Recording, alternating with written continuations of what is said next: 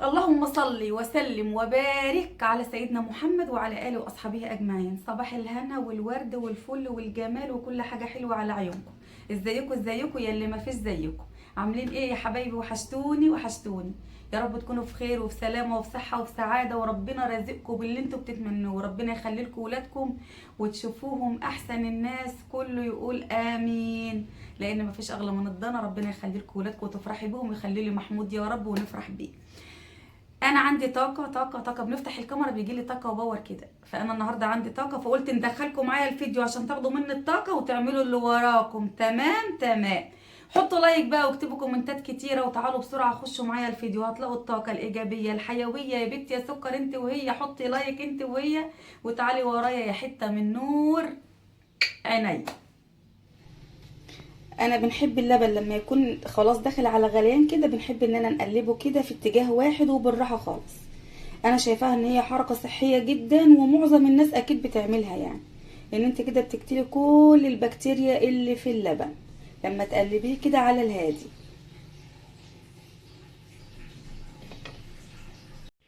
طيب اللبن غلى معانا؟ اللبن غلى معانا. طيب اول غلوه انا قلبته بالمعلقه علشان ما ياخدش حاجه في قعره، وبرده ده ضمان ان انت تقتلي كل البكتيريا اللي موجوده في اللبن. طب دلوقتي انت بتغليه تاني ليه؟ لا انا ما بنغلوش، ولسه مستمره على النار، بس انا موطيه وجنب الحله على جنب كده عشان تضمني ان كل البكتيريا اللي فيه الحمد لله اتقتلت، مش موجوده يعني بمعنى اصح. الغلوه دي دقيقه او دقيقتين بس بتطفي. انا عن نفسي بنعملها كده، وانا مش بنعدل على حد، انتوا كلكم ستات بيوت شاطرين، وانا قلت قبل كده اللي عنده معلومه يقولها للتاني. تمام. انا طول عمري بنغلي اللبن بالطريقه دي، دقيقه ودقيقتين بس بالظبط كده. انا خلاص هنطفي، انا كده خلاص طفيت من دقيقه لدقيقتين بس. طيب غلينا اللبن، نسكت؟ لا طبعا ما نسكتش، ولا حد هيسمح لنا نسكت اصلا. شغل بيتنا محدش هيجي يعمله لنا. عندنا شويه غسيل ونشرهم مع بعض.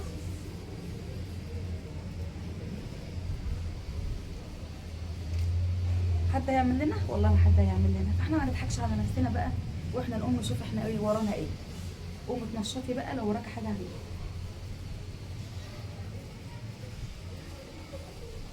مش هياخدوا حاجه، الشمس جداحه النهارده.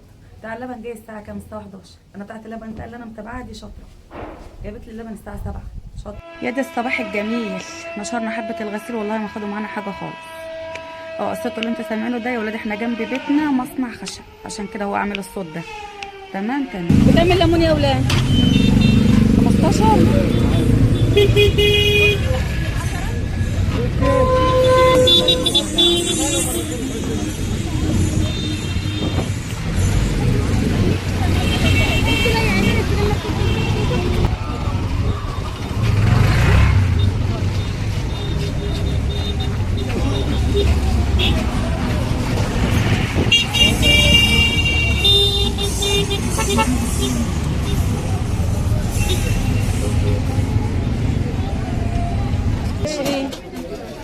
بكم الخيار يا ام يوسف؟ بكم يا ام يوسف الخيار؟ ب15. والطماطم بكام؟ الاثنين ب25.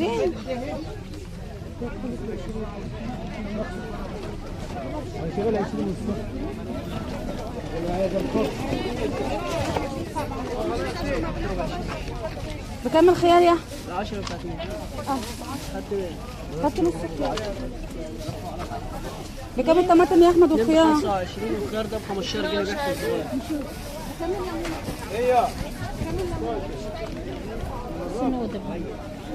ده حلو ده؟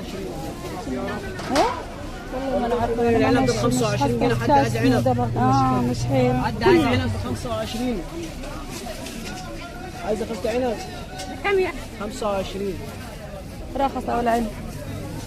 ده تلاقي معاه عيال. ده محمود، اوعى يا محمود، ده لسه شمول. ده احنا كنا بندوره له، صح يا حوده؟ شمولت يا ولاد. هو تعملها واحنا ما عشان لما يعملها وتبقى محيره ما يقولش منها. لا ما هو لسه ربنا ما خد يا ردهوش. محمود ما تجيب جرجير مش متخرم كده يا حود. غيرها لي يا حاج. انا شايفه الحاجه دي وبتديها لها. اديها لها واحنا لسه واقفين. تدي له 10 جنيه مقطوع. خد يا حود فوق كده.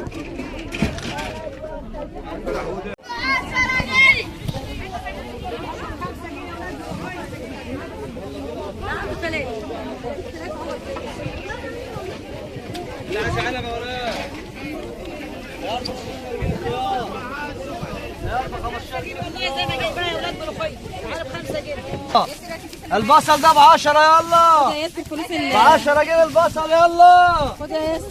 ب10 جنيه البصل يلا.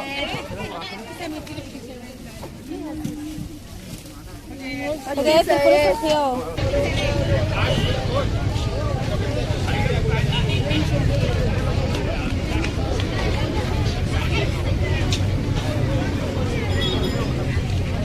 نفس يا احمد انا يا احمد في احمد في انت تيجي يا احمد عارف وين احمد يعني في احمد بس انت قاعد يا احمد. ايوه بكام القراميط يا احمد؟ بكام يا احمد القراميط دي؟ اللي انا عايزاه امسك يا احمد عشان اجيب لك كل مره على ما اكونش كيلو ولا 2 225 عايزه لو الشفا بس 1000 انا اشوف اللي يلا بكام بقول لك القراميط؟ يلا 5 هذا كده لسه ما دي مبروكه دي ولا سيره دي ولا ايه دي؟ بياض.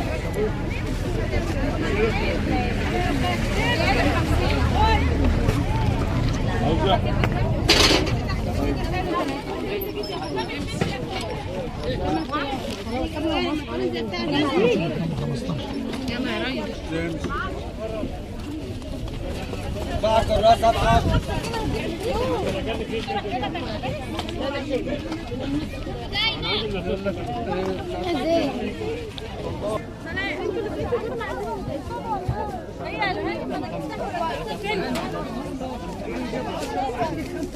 هات لي كيلو بقى بس من اللي تحت ده عشان مش هنعملها النهارده. 5 جنيه يا ملوخيه. بس حلوه الله يرضى عليك. كلها حلوه والله. هي شكلها ما شاء الله ناعمه وجميله. شنطتك فين؟ لا انا معيش. انت ممكن تلفها على بعضها كده. معكش سكينه تقطع العنق دي؟ ماشي انا معايا كده شنطه. 5 جنيه يا ملوخيه ب5. البصل بكام يا محمد؟ بصوا بقى احنا مروحين كده من السوق بطاقيتي دي. ايه رايكم في طاقيتي دي؟ جو النهارده فظيع فظيع فظيع. يلا بقى بسرعه نروح نوريكم انا جبت ايه وعملت ايه. الحمد لله على سلامتي. انا جيت من السوق. انا صورت معاكم في السوق المستطاع لان بصراحه السوق كان زحمه قوي النهارده والجو كان حر قوي النهارده. خدت لكم بقى ايه حاجات كده ايه وانا ماشيه لان السوق كان زحمه بطريقه غريبه النهارده. طيب تعالوا بسرعه بقى عشان كل ما تطولش عليكم نقول لكم انا جبت ايه ونقول لكم اللي انا محتاجاه ايه واللي انا جبته ايه واللي انا مش محتاجاه ما جبتهوش. خلينا متفقين على كده ونصلي على سيدنا النبي ونقول عليه الصلاه والسلام. طيب انا عندي طماطم حمراء بس ايه مش محتاجه طماطم جامده. طيب انا جبت طماطم جامده اهي. جبت كام كيلو؟ جبت 2 كيلو. ال 2 كيلو ب 25. تمام. جبت البتنجان. انا محتاجه البتنجان برضه. جبت البتنجان عندي كوبي فجبت طويل. جبت ايه؟ جبت 2 كيلو. لا جبت كيلو ب 12 جنيه. عندي فلفل كوب وعندي فلفل طويل ما جبتش. طيب عندي قته وعندي خيار بس جبت برضو كيلو عشان انا محتاجه خيار والقته كتير فجبت كيلو على الموجود عندي. تمام. عندي ليمون برضو بس الوحيد اللي انا ما اقدرش نستغنى عنه ممكن نجيب ال 2 كيلو على 2 كيلو ده الوحيد اللي مالوش غنى عندي في البيت. فجبت كيلو على اللي عندي. الكيلو بكام؟ ب 15 جنيه. طيب انا عندي بصل بس متعلق في الشقه اللي فوق فدي قريب ليا. جبت الكيلو ب 10 جنيه. جبت 2 كيلو يبقى معايا تحت ايه قريب مني هنا يعني. طيب انا عندي بطاطس. جبت كمان 3 كيلو او 4 كيلو لان الكيلو وربع ب 10 جنيه. مش غاليه حلوه جدا. والبطاطس الحمراء الحلوه اللي هي بتبقى شيبسي في الطحين جميله جدا. طيب جبت كوسه. الكوسه بكام؟ بالكيلو وربع ب 15 جنيه. كوسه بالنواب بتاعها لسه طازه وجميله. جبت ملوخيه ناعمه وجميله مفيش اي حاجه في ورقتها حلوه قوي. جبتها طازه لان انا مش هنعملها النهارده وممكن حتى ما نعملهاش بكره كمان. طيب الاكله بتاعتنا لازم لها خضره. نعناع واهم حاجه النعناع المنعنع ريحته جميله جدا. جبت جرجير وكزبره وفلفل. طيب واللبن بتاعنا اهوت انا غليته معاكم قبل ما ننزل. هو خلاص برد بقى هنحطه ايه في التلاجة. طيب هنتغدوا ايه بقى؟ السوق نزلت يبقى هنجيب ايه؟ سمك. جبت سمك اهوت ما شاء الله جميل خالص اهوت وكان بيتنطط كده مع البياع. ربنا يرزق كل الناس كلها يا رب. الكيلو من ده بكام؟ ب 50 جنيه. طيب الحاجات دي بقى هنقوم انا بسرعه بقى نصلي الظهر ونغير هدومي ويلا بينا بقى بسرعه. امسح التلاجه ورص الحاجه دي، بس انا مش همسح التلاجه معاكم ولا هرص الحاجه معاكم عشان الفيديو ما يطولش عليكم. احنا هنطلع بس بقى بسرعه خلاص انا الحاجات دي لوحدي، بس هناخدكم معايا بقى في الشقه اللي فوق واحنا بنشوي ايه، واحنا بنشوي السمك. اللي وصل معايا لحد هنا بقى يحط لايك ويشترك في القناه ويكتب لنا كومنتات جميله.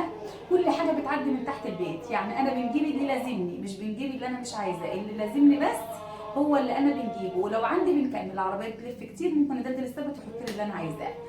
فربنا يملى بيوتكم خير ويملى حياتكم خير ويجعل بيوتكم عمرانه بحس ولادكم وبحسكم وبحس كل حبايبكم يا رب. اللي وصل معايا بقى هنا حطوا لايك بسرعه ويكتب كومنت بسرعه ويشترك في القناه بسرعه، ويلا بقى بسرعه نطلع نشوي السمك مع بعض. طيب يا روح قلبي، حضرنا سمكنا اهوت، حضرنا تملحتنا جميله، ما كترتش ميه، عامله حبه ميه صغيرين. غسلت الخضره ونقعتها في الخل. عملت بقى ايه النعناع الجميل ده، بص غسلته وخليته زي بوكيه الورد كده، والرده بتاعتنا. ويلا جري بقى عشان هتاخرنا كده على الغدا. طلعنا بقى في الشقه اللي فوق، الحمد لله فضينا وصلينا الظهر وشلنا حاجتنا في الثلاجه ومسحنا ثلاجتنا. طلعنا بقى ايه نشوي السمك. ولعنا الفرن اهوت، اول الفرن ما يسخن هنبل السمك رده زي ما انتم شايفين كده اهو. هنطلع لكم عشان بس الكاميرا تبان، مش الكاميرا تبان، السمك يبان في الخيط، معلش ما تاخذونيش. وهنرص السمك كده ايه على المطرحه وايه، بس الفرن كده بصوا ايه لسه ما سخنش، اول بس الفرن ما يسخن. الفرن سخن، الفرن سخن، بصوا كده كده طلع دخان كده والرد شاطت، يبقى ايه الفرن سخن. حطينا سمكنا في الرد اهوت وحطيناه فين في الفرن اهو. ايه رايكم؟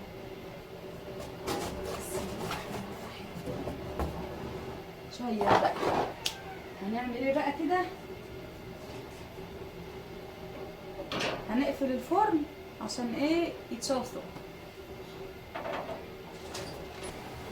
شايفين الريحه؟ الريحه جميله قوي. بصوا قفل دخلوكوا التليفون لغايه جوه عشان تشوفوا السمك. هو ما شاء الله بيتحمر وجميل قوي وريحته طالعه جميله جدا جدا جدا. بصوا بقى السمك طالع من الفرن شكله جميل جميل قوي ما شاء الله. بصوا السمكيه ناشفه ازاي، ناشفه ان هي استوت. بصوا مفيش احسن من شوي الفرن في البيت بصراحه. طب انت يا ام حوده غاويه شقه ما بتشويش بره ليه؟ انا بنحب يا جماعه نعمل كل حاجه بايدي. بصوا بصوا الجمال، بصوا السمك، سامعين؟ مش معنى كده ان هو نشف، لا هو نشف في الشاوي، بس اول ما تحطيه في التمليحه بيطرى وبيشرب من تمليحته بيبقى جميل قوي قوي. هنعمل ايه بقى؟ مش عارفه امط التليفون صراحه، هنحاوله اهوت. بصوا التمليحه بتاعتنا اللي هم حبه صغيرين قوي مش كتير، ليمون، كمون، توم، فلفل اخضر، كزبره ناشفه. معانا طبقنا نضيف الجميل. هنعمل ايه؟ شايفيني يا ولاد؟ شايفين؟ بصوا كده بنفتحه كده كده اهو، بيشرب بس من التمليحه دي اهو. والرز هو هنا. حبايبي غدانا خلاص، عملنا سلطتنا اهي، بس انا هنحطها في التلاجة هقول لكم ليه دلوقتي. والبطاطا اهي انا حطيت عليها الملح، والرز اهوت احنا عملناه جميل، وادي خضرتنا وادي سمكنا والدنيا حلوه. بس انا ايه هنحطها في التلاجة ليه؟ مش هنحط الاكل دلوقتي عشان هما لسه ما جوش من تحت بصراحه، فانا هنستنى لما هما يجوا نبقى بقى نحمر البطاطس ونحط لهم بقى يتغدوا. وعملت السلطه وكله تمام. اللي وصل معايا بقى لحد هنا حط لي لايكات كتيره واشترك في القناه واكتب كومنتات كتيره، وربنا يعزكم ويهنيكم ويخليكم ويجعل ايامكم سعاده وهنا وسرور. قولوا امين. شوفوا الشكر على خير ان شاء الله الفيديو اللي جاي، ومع السلامه.